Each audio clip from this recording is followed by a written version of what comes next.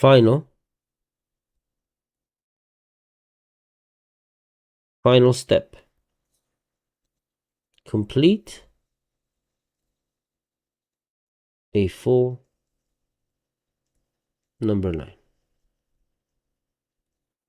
That's it. Let's just kind of do one together just to finalize it, right? So we're going to do one number line. Okay. I know it goes to infinity, so we have to, let me do it better. Here it is.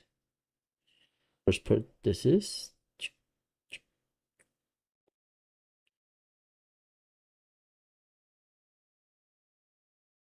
So remember, it matters where you start or where you're going to choose to start because that's going to be your 0. But it doesn't really matter if it's right in the middle. You can choose whatever. Typically, it's in the middle because it helps. But in this case, you know what? I'm going to use this one. 0.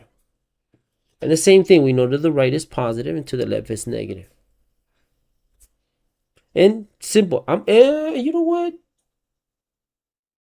I'm going to choose units of, let's do 1, right?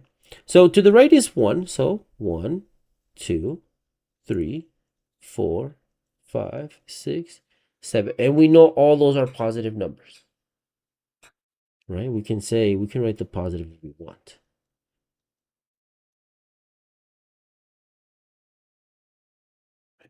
And then over here we have the negative numbers, -1, -2, -3, -4, and -5. That's it. That's how you draw a number line.